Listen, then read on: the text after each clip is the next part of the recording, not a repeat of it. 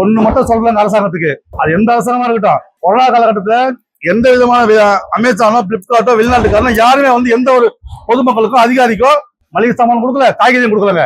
Corona காலகட்டத்துல நியாயமான விலையில மக்களுக்கு காய்கறியும் அந்த மளிகை பொருட்களும் கொண்டு போய் சேர்த்தது எங்களை மாதிரி சாமானிய வணிகர்கள் தான். இதை அரசாங்கம் உணர்ந்தாங்க. எந்த ஒரு வியாபாரியாவது அரசாங்கம் வந்து கணக்கெடுத்து கொரோனா காலகட்டத்தில் இறந்தாங்களே அவங்க குடும்பத்துக்கு ஒரு அரசாங்க வேலை, அந்த குடும்பத்துக்கு ஒரு அரசாங்க நிதி கொடுத்தாங்களா? அதுவும் கிடையாதுங்க. ஆக ஒட்டுமொத்தத்துல வியாபாரிகள் தான் இந்த அரசாங்கத்தினுடைய முதுகெலும்புன்னு சொல்றாங்க. ஆனா எங்களுடைய முதுகெலும்பை தான் முதல்ல உடைக்கிறாங்க. அது எந்த அரசாங்கமா இருக்கட்டும். இந்த அரசாங்கம் இல்லையா, இன்னொரு அரசாங்கம் வருதுங்களா, அவங்க என்ன சொல்றாங்க, அந்த அரசாங்கம் போட்ட சட்டத்தை தான் நாங்க சொல்றாங்க. இதெல்லாம் வந்து வெறும் கண்துடைப்பு தாங்க. இதை நாங்க உண்மையா கண்டிக்கிறோங்க. உண்மைதாங்க, ஆன்லைன் வர்த்தகத்தினால பெரும் அளவுல வணிகர்களை நாங்க பாதிக்கப்பட்டு இருக்கிறோம். அதனாலதான் எந்த குளத்துக்கு போனாலும் யாரும் வந்து ஆன்லைன்ல தயவுசெய்து பொருள் வாங்காதீங்க அப்படின்னு சொல்றாங்க.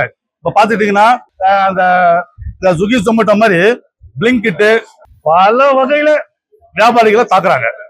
அவங்க இப்ப சப்ளை பண்றாங்க, அப்புறம் அங்கேயே ஒரு ஏஜென்சி மாதிரி போடுறாங்க, ஒரு பூத்து போடுறாங்க. இத மிக விரைவில் நாங்க எங்கெங்கெல்லாம் அமேசான், பிளிப்கார்ட், இந்த பிளிங்கிட்லாம் வந்து ஒரு பூத்து போட்டு கொடுக்குறாங்களோ இந்த பூத்துக நாங்க எல்லாரும் மிக விரைவில் தமிழ்நாடு பேரே முற்றுகிடும். இதனால நாங்க சிறைக்கு போனாலும் பரவாயில்லைங்க.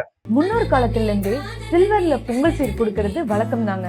ஏன்னா சில்வருக்கு பியூரிட்டி, லாக்ஜிவிட்டி மட்டும் இல்ல, சில்வருக்கு ஒரு லட்சுமி கடாட்சமும் இருக்கு.